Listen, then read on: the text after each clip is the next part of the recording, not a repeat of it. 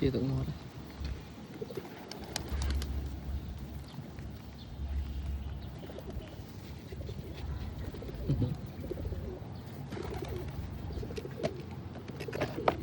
Còn in chấp.